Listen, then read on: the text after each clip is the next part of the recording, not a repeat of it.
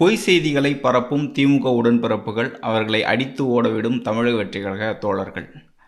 தமிழக வெற்றிக் கழகம் தளபதி விஜய் அவர்கள் கட்சி தொடங்கிய பிறகு அவர் மீதான கடுமையான விமர்சனங்கள் பல்வேறு கட்சிகள் வச்சுக்கிட்டு இருக்காங்க. குறிப்பிட்டு திமுக கட்சியும் திமுக உடன்பிறப்புகளும் வச்சுக்கிட்டு இருக்காங்க.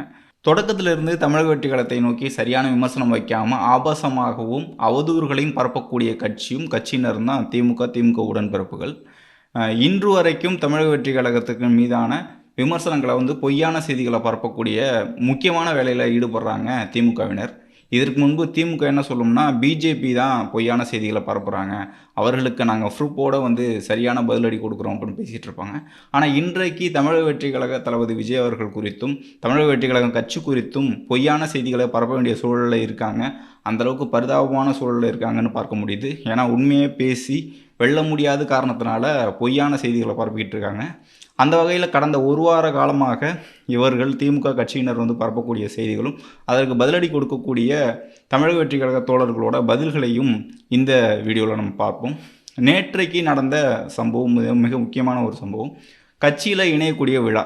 எப்பயுமே திமுகவினர் இந்த வேலையை தான் செய்வாங்க. கூட்டங்களுக்கு பணத்தை கொடுத்து கூட்டிகிட்டு வர்றது, கட்சியில் சேர்றாங்க, பிற கட்சியிலேருந்து இணைகிறாங்க அப்படிங்கிறத செய்தியை பரப்புவாங்க, பெரிய அளவில் பேசுவாங்க. திமுக ஸ்டாலின் அவர்கள் கூட, தலைவர் ஸ்டாலின் அவர்கள் கூட அந்த வேலையை செஞ்சாங்க. மாற்று கட்சியிலேருந்து வராங்க, இந்த கட்சியிலேருந்து வராங்க, அந்த கட்சியிலேருந்து வராங்கன்ட்டு பெரிய அளவில் விழாவெல்லாம் நடத்துகிறாங்க. கட்சியில் கீழே இருக்கக்கூடியவர்களும் அதே வேலையை செய்வாங்களே. அப்படி தமிழக வெற்றிக் கழகத்திலேருந்து இணைந்ததாக திருவொற்றியூரில் ஒரு 5 பெண்களும் அதே மாதிரி இளைஞர்களும் தமிழக வெற்றிக் கழகத்திலேருந்து ஒரு 50 பேர் இணைகிறாங்க அப்படின்ட்டு பொய்யான ஒரு இணைப்பு விழா நடத்தியிருக்காங்க. அதில் தான் மாட்டிக்கிட்டாங்க திமுக உடன்பிறப்புகள். நேற்றைய நிகழ்வில் கட்சியில் இணைந்தவர்கள் ஆல்ரெடி திமுகவில் இருக்கக்கூடிய இளைஞர்களே இணைச்சி அவர்கள்ட்ட துண்டு தமிழக வெற்றிக் கழகத்தோட துண்டை போட்டு ஒரு தமிழக வெற்றிக் கழகத்தில் இணைந்த மாதிரி ஒரு ஜெராக்ஸ் எடுத்து அதை கிழிக்க வச்சு துண்டை கீழே போட்டு அப்படி வீடியோ எடுத்தாங்க. அதில் குறிப்பிட்டு பெண்களை வீடியோ எடுத்து நாங்கள் இந்த கட்சியிலேருந்து அந்த கட்சியில் இணைகிறோம், திமுகவில் இணைகிறோம் அப்படின்ட்டு வீடியோக்கள் வெளியிட்டு இருந்தாங்க. அப்படி உண்மையா அப்படின்ட்டு நேரடியாக அவங்கள்ட்டே போய் கேட்கும்போது, இல்லை நாங்கள் லோன் வாங்குறதுக்காக போயிருந்தோம், லோன் கொடுக்குறாங்கன்னு சொல்லியிருந்தாங்க, திமுகவில் தான் இருக்காங்க, அவங்க லோன் வாங்கி தரேன்னு தான் கூட்டிகிட்டு போனாங்க. ஆனால் கடைசியில் இந்த மாதிரி ஒன்றும் இல்லைம்மா, நீங்கள் ஒரு 5 நிமிஷம் ஃபோட்டோ ஷூட் மட்டும் நடத்திக்கலாம், அது ஒன்றும் பிரச்சனை வராது அப்படின்னு நடத்திட்டாங்க. ஆனால் நான் எங்களுக்கு இது நடக்கும்னு தெரியாது, லோன் வாங்கி தரேன்னு சொல்லிட்டு தான் கூட்டிகிட்டு போனாங்களே தவிர தமிழக வெற்றிக் கழகத்திலேருந்து திமுகவில் இணைய வைக்கிற விழா அப்படின்னு எங்களுக்கு தெரியாது. அங்கே அத்தனை ஆண்கள் இருந்ததுனால, அவ்வளோ க்ரௌடு இருந்ததுனால அந்த இடத்துல எங்களால் எதிர்த்து பேச முடியல, அதை விட்டு நாங்கள் வெளியில் வர முடியல. இப்படி தான் இணைப்பு விழா நடத்திருக்காங்க திமுக உடன்பிறப்புகள். ஏற்கனவே கட்சியில் இருக்கக்கூடிய இளைஞர்களை இணைச்சி நான் இதற்கு முன்பு தமிழக வெற்றிக் கழகத்தில் நிறைய பணிகள்லாம் செஞ்சுருக்கேன். விஜய் மக்கள் இயக்கமாக இருக்கும்போதே பணிகள்லாம் செஞ்சுருக்கேன். இன்ஸ்டாகிராமில் இருக்குது, எல்லாமே சோசியல் மீடியாவில் இருக்குன்னு சொன்னாங்க. அவங்களோட சோசியல் மீடியாவெலாம் எடுத்து பார்த்தா அவங்க திமுக கட்சியில் தான் இருக்காங்க. அப்படி தான் மாட்டிக்கிருக்காங்க திமுக உடன்பிறப்புகள். இது மட்டும் இல்லாமல் இதே மாதிரியான சம்பவங்கள் தொடர்ந்து தமிழக வெற்றிக் கழகத்தை நோக்கி பொய்யான செய்திகளை பரப்பக்கூடிய வேலைகள் திமுகவினர் ஈடுபட்டு இருக்காங்க. அப்படி இன்னொரு சம்பவம் தான் ஜாக்டோ ஜியோ ஒருங்கிணைப்பாளர் மாயவன் அவர்கள் தமிழக வெற்றிக் கழக தலைவர் விஜய் அவர்களை சந்திச்சிருந்தாங்க. ஆசிரியர்களுக்கான ஒரு 10 அம்ச கோரிக்கையை ஸ்டாலின் அவர்கள் நிறைவேற்றலை, இதற்கு நீங்கள் குரல் கொடுக்கணும், இந்த போராட்டத்துக்கு ஆதரவாக இருக்கணும் அப்படின்ட்டு அந்த சந்திப்பு நடந்தது. திமுகவினர் பரப்பின மிகப்பெரிய பொய்யா இதை பார்க்குறேன். ஏன்னா ஒரு நபரே இல்லை அப்படின்ட்டு, மாயவன் அவர்கள் ஜாக்டோ ஜியோவிலே இல்லை, ஒரு ஒருங்கிணைப்பாளரே இல்லைன்னு ஒரு பொய்யான செய்தியை பரப்புனாங்க திமுகவினர். அதுலேயும் ஃபேக்கான ஒரு அறிக்கையை, யார் கையெழுத்துமே இல்லாமல் ஒரு அறிக்கையை வெளியிட்டிருந்தாங்க. மாயவன் அவர்கள் இதற்கு முன்பு திமுக மேடைகளில் அதே மாதிரி ஸ்டாலின் அவர்கள் நேரடியாக சந்தித்த புகைப்படங்களை தமிழக வெற்றிக் கழக தோழர்கள் வெற்றில் வாரியஸ் ஆதாரமாக எடுத்து வெளியிட்டிருந்தாங்க. அதே போல் ஸ்டாலின் அவர்கள் கூட பேசும்போதும் ஸ்டாலின் அவர்களே மாயவன் அவர்களை பெயரை குறிப்பிட்டதையும் வீடியோக்கள் கட் பண்ணிட்டு ஆதாரம் அப்படின்னு பரப்பியிருந்தாங்க. என்ன இது ஏன் ஆதாரம் போட்டுக்கிட்டு இருக்காங்க அப்படின்ட்டு ட்விட்டர் பக்கம் போகும்போது இதுதான் நடந்துச்சு அப்படின்னு சொன்னாங்க. 1 மணி நேரத்தில் இது ஃபேக்கான ஒரு அறிக்கையை வெளியிட்டிருக்காங்க. அந்த 1 மணி நேரத்துக்குள்ளேயே யாரெல்லாம் ஸ்டாலின் அவர்கள் கூட யாரெல்லாம் போய் மீட் பண்ணாங்க, மாயவன் அவர்கள் எந்த இடத்துல இருந்தாங்க அப்படின்ட்டு நேரடியாக ஆதாரத்தை எடுத்து பரப்பி திமுக அடித்து ஓட விட்டுருக்காங்க தமிழக வெற்றிக் கழக தோழர்கள் அப்படின்னு சொல்லணும். அதே போல் 2 நாட்களுக்கு முன்பு திருமாவளவன் அவர்கள் திருச்சியில் பேசியிருந்தாங்க. நடிகர் புகழோடு வராங்க, அவர்கள் பிஜேபி செயல் திட்டத்தை செயல்படுத்த வராங்க அப்படின்ட்டு விஜய் அவர்களை தமிழக வெற்றிக் கழகத்தை மறைமுகமாக குறிப்பிட்டு பேசியிருந்தார். அப்போது இவர் திருமாவளவன் அவர்கள் எந்தெந்த திரைப்படங்கள்லாம் நடிச்சிருக்காரு, திருமாவளவன் அவர்கள் இதற்கு முன்பு 2016 மக்கள் நல கூட்டணியில் விஜயகாந்த் அவர்களை தலைமையை எப்படி ஏற்றாரு, அப்போது என்னென்னலாம் பேசினார் அப்படிங்கிற காட்சிகளையும் அப்போ பேசிய காட்சிகளையும் எடுத்து தமிழக வெற்றிக் கழக தோழர்கள் பரப்பியிருந்தாங்க. அதே மாதிரி கமலஹாசன் அவர்களை உலகநாயகன் சின்னம் இது அப்படின்ட்டு தேர்தல் பரப்புரையில் அவர் உலகநாயகன் அப்படின்னு சொல்லியிருந்த அந்த காட்சிகளையும் பரப்பி பரப்பியிருந்தாங்க.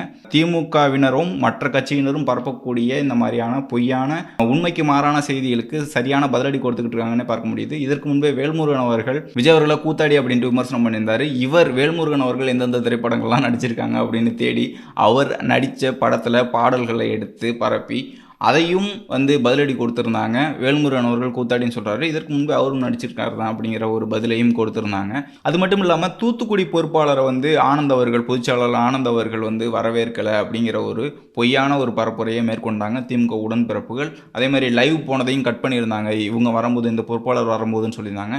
அப்படியெல்லாம் இல்லை, அந்த பஸ் பிரேக் டவுன் ஆகிருக்கு, அதனால தான் லேட்டாக வந்திருக்காங்க. ஆனந்த் அவர்கள் அதற்கு முன்பு நிகழ்ச்சி தொடங்கினால உள்ளே இருந்தார்.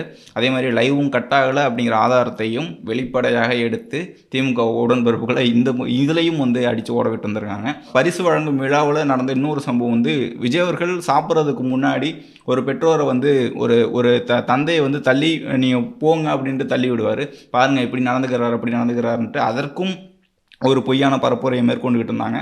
ஆனால் விஜய் அவர்களுடைய அவர் மேக்கப் ஆர்டிஸ்ட் தான் அவர். இதற்கு முன்பு திரைப்படங்களில் அவர் மேக்கப் ஆர்டிஸ்டாக இருந்த புகைப்படங்களையும் எடுத்து ஆதாரத்தை வெளியிட்டிருந்தாங்க. ஒவ்வொரு நகர்வுகளையும் விமர்சனம் செய்யக்கூடிய திமுக உடன்பிறப்புகளுக்கு ஒவ்வொரு நகர்வுகளுக்கும் சரியான பதிலடி கொடுத்துக்கிட்டு இருக்காங்க அப்படின்ட்டு இந்த இடத்துல சொல்லணும். அது மட்டும் இல்லாமல் இந்த வாரத்தில் நடந்த இன்னொரு நிகழ்வு ஐஆர்எஸ் அருண்ராஜ் அவர்கள் தமிழக வெற்றி கழகத்தில் இணைஞ்சார். அவருக்கு பொறுப்பு கொடுக்கப்பட்டது. அந்த நேரத்திலே வீடியோக்கள் பழைய வீடியோக்களை எடுத்து இவர் தான் அருண்ராஜ் ஐஆர்எஸ், விஜய் அவர்களுடைய வீட்டில் சோதனையிட்டவர் இவர் தான் அப்படின்ட்டு பொய்யான செய்திகளை பரப்பியிருந்தாங்க. அதற்கும் பதிலடி கொடுத்து இவர் வேற, இந்த ரைடு வேற ஒரு இடத்துல வேற ஒரு ஜுவல்லரியில் நடந்தது, இவர் அருண்ராஜ் ஐஆர்எஸ் ஆஃபீஸர் கிடையாது அப்படிங்கிற பதிலையும் கொடுத்து அந்த நிகழ்வுகளையும் பண்ணியிருந்தாங்க. அதே மாதிரி ஐஆர்எஸ் ஆஃபீஸர் அருண்ராஜ் அவர்கள் எழுதின விளாகில் இருக்கக்கூடிய கருத்துக்களை தவறாக எழுதி இவர்களே இன்னொரு தவறாக எழுதி ஸ்க்ரீன்ஷாட் எடுத்து அதையும் பரப்பிக்கிட்டு இருந்தேன். இந்த பாருங்க பிஜேபிக்கு ஆர்எஸ்எஸ்க்கு ஆதரவாக எழுதியிருக்காரு, இந்த பாருங்க 100 நாள் வேலை திட்டம் பற்றி எழுதியிருக்காரு அப்படின்ட்டு அதையும் மடைமாற்ற பார்த்தாங்க. அதற்கும் சரியான பதிலடி இவர் எழுதியிருக்கிறது இதுதான் உண்மையான ஒரு பிளாகாக இருக்குது, வெப்சைட்டில் இதுதான் இருக்குது, நீங்கள் பரப்பக்கூடியது பொய்யான தகவல் அப்படின்ட்டு பதிலடி கொடுத்துருந்தாங்க. அருண்ராஜ் ஐஆர்எஸ் அவர்கள் அந்த ரைடு நடந்ததும் அதே மாதிரி அவர் எழுதியதை திருத்தி பொய்யான பரப்புன திமுக உடன்பிறப்புக்கு சரியான பதிலடி கொடுத்துருந்தாங்க அப்படின்ட்டு பார்க்க முடியுது. இது மட்டும் இல்லாமல் தமிழ்நாட்டில் நடக்கக்கூடிய சிக்கல்கள், மக்கள் பிரச்சனை, இங்கே நடக்கக்கூடிய பெண்களுக்கு எதிரான சிக்கல்கள் என்னென்ன நடந்துக்கிட்டு இருக்குது, இங்கே என்னென்ன கொடுமைகள் நடந்துக்கிட்டு இருக்குது, மக்கள் என்னென்ன பிரச்சனைகளில் சிக்கி தவிக்கிறாங்க, அவங்களுக்கு என்ன உதவி தேவை, அரசு என்ன செய்யலை, திமுக மேடைகளில் ஸ்டாலின் அவர்கள் பேசும்போது சமீபத்தில் தஞ்சாவூரில் அவர் பேசியிருந்தார். அதே இடத்துல விவசாயிகள் பாதிக்கப்படும், விவசாயிக்கு ஆதரவாக நான் டெல்டாக்காரன்னு பேசியிருந்தார். அதே இடத்துல விவசாயி கருப்பு கொடி காமிச்சு அவர் கைது செய்யப்பட்டிருந்தார். அந்த மாதிரி நிகழ்வுகளுக்கும் பதிலடி கொடுத்துக்கிட்டு இருக்காங்க. அதே மாதிரி திமுக உடன்பிறப்புகள் எப்பயுமே பொய்யான செய்திகளை பரப்பக்கூடியவர்கள், எல்லாவற்றிலையுமே குறை கண்டுபிடித்து சொல்லக்கூடியவர்களை ட்விட்டரில் ட்வீட் போட்டுக்கிட்டு இருப்பாங்க. அதற்கும் பதிலடி கொடுத்து இதற்கு முன்பு ஸ்டாலின் அவர்கள் என்ன செஞ்சார், உதயநிதி என்ன செஞ்சார், திமுகவினர் என்ன பண்ணாங்க, இதற்கு முன்பு ஆட்சியில் என்னென்ன தவறுகள் நடந்திருக்கு, பிஜேபி பிடிஎம்னு சொல்லும்போது 2001 நீங்கள் காலகட்டத்தில் எப்படி இருந்தீங்க, கருணாநிதி அவர்கள் எப்படி இருந்தார் அப்படின்ட்டு டீட்டெயிலாக ப்ரூஃபோடு வச்சு செஞ்சுக்கிட்டு இருக்காங்க தமிழக வெற்றி கழக தோழர்கள் அப்படின்னு சொல்லணும். இதனால் பொய்யை பரப்ப முடியல அப்படின்ட்டு மன வருத்தத்தில் திமுகவினர் இருக்காங்க அப்படின்னே பார்க்க முடியுது.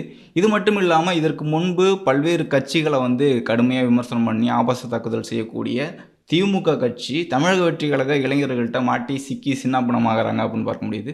இந்த நிலையில் இந்த வீடியோவில் இன்னொரு கருத்தும் சொல்லணும்னு நினைக்கிறேன். இப்போது சமீபத்தில் சில செய்திகள் பரப்பப்பட்டு வந்துகிட்டு இருக்கு. மக்கள் நல கூட்டணி 2.0, விஜய் அவர்கள் 3வது அணி அமைக்கிறார், மற்ற கட்சிகள்லாம் பாமக, விசிக, அதே மாதிரி மற்ற கட்சிகள்லாம் இந்த கூட்டணிக்கு வரப்போகிறாங்க அப்படிங்கிற ஒரு செய்தி ஊடகங்களில் பரப்பிக்கிட்டு இருக்காங்க. அந்த செய்தியை எப்படி அணுகணும் அப்படின்ட்டு இந்த வீடியோவில் நான் குறிப்பிட்டு சொல்கிறேன். 3வது அணி அப்படின்னு சொல்கிறதும் மக்கள் நல கூட்டணி அப்படிங்கிறதும் ஒரு நெகட்டிவான ஒரு நரேட்டிவாக தான் நம்ம பார்க்கணும். ஏன்னா மக்கள் நல கூட்டணி ஒரு தோல்வியடைந்த கூட்டணி. அதே பேரை இங்கே குறிப்பிடும்போது அது ஒரு நெகட்டிவாக அல்லது 3வது இடமாக காமிக்கப்படும். 3வது அணின்னு சொல்கிறதும் 3வது இடம் தான். மக்கள் நல கூட்டணி சொல்கிறதும் ஒரு தோல்வியடைந்த கூட்டணி அப்படிங்கிற ஒரு பெயரில் தான் வரும். அதை நாம் ஏற்றுக்க வேணாம் அப்படிங்கிறதையும் இந்த இடத்துல சொல்கிறேன். அதே மாதிரி இந்த கூட்டணியை தமிழக வெற்றி கழக தலைவர் விஜய் அவர்களுடைய தலைமையில் வரக்கூடிய கூட்டணி அப்படின்ட்டு தான் நம்ம சொல்லணும். எப்படி திமுக கூட்டணி, அதிமுக கூட்டணி, காங்கிரஸ் கூட்டணி, பிஜேபி கூட்டணின்னு சொல்கிறாங்களோ அதே மாதிரி டிவிகே கூட்டணி அப்படின்ட்டு தான் நம்ம சொல்லணும் அப்படின்ற இந்த இடத்துல சொல்லிக்கிறேன். தாவேக கூட்டணி அல்லது டிவிகே கூட்டணி, விஜய் தலைமையிலான கூட்டணி அப்படின்னு சொல்லணும். நம்ம தான் வந்து தனி பெரும்பான்மையில் வெற்றி பெற போகிறோம், நம்ம தான் முதன்மை சக்தி, டிவிக்கே தான் முதன்மை சக்தி அப்படிங்கிற ஒரு நோக்கத்தில் தான் போகணுமே தவிர, இது எப்படி கொண்டு போய் முடிப்பாங்கன்னா, இந்த கூட்டணி கட்சிகள் அமையலை, இந்த கூட்டணியெல்லாம் வரலன்னா, விஜய் அவர்களுக்கு கூட்டணி வரல பாருங்கள், அவர்கள்லாம் வருவாங்கன்னு சொல்லிக்கிட்டு இருந்தாங்க, இதெல்லாம் பெரிதாக பேசுனாங்க, நம்பிக்கிட்டு இருந்தாங்க, கடைசியில் வந்து ஏமாந்துனாங்க பாருங்கள். விஜய் அவர்கள் வந்து நம்பிக்கிட்டு இருந்தார், அவரை ஏமாற்றிட்டாங்க, அவரை நம்பி யாரும் வரல அப்படின்ட்டு இறுதியாக ஒரு நரேட்டிவ் செட் பண்ணுவாங்க ஊடகங்கள். அதற்கான ஒரு துண்டு செய்தி, ஒரு சிறு செய்தி தான் இந்த மாதிரியான செய்திகள். இதை வந்து பகிர வேணாம் அப்படின்னு கேட்டுக்கிறேன். அதே மாதிரி கூட்டணி குறித்து வரும்போதும் தமிழக வெற்றிக் கழக தலைமையிலான கூட்டணி, டிவிகே கூட்டணி அப்படின்னே சொல்லி பழகுங்க. இந்த மக்கள் நல கூட்டணி சொல்கிறதோ அல்லது இதற்கு இன்னொரு பெயர் வைக்கிறதோ நம்ம இரண்டாவது இடத்துல வச்சு பேசுகிற மாதிரி இருக்கும். இந்த நரேட்டிவ் புரிஞ்சுக்கங்க அப்படின்னு சொல்கிறேன். தொடர்ந்து பேசுவோம், மக்களுக்கு ஆதரவாக பேசுவோம், தமிழக வெற்றிக் கழகத்துக்கு ஆதரவாக பேசுவோம். தமிழக வெற்றிக் கழகத்துக்கு ஆதரவாக இருக்கக்கூடிய டிவிகே ஆர்மி ஊடகத்துக்கு உங்களுடைய ஆதரவு கொடுங்க அப்படின்னு கேட்டுக்கிறேன்.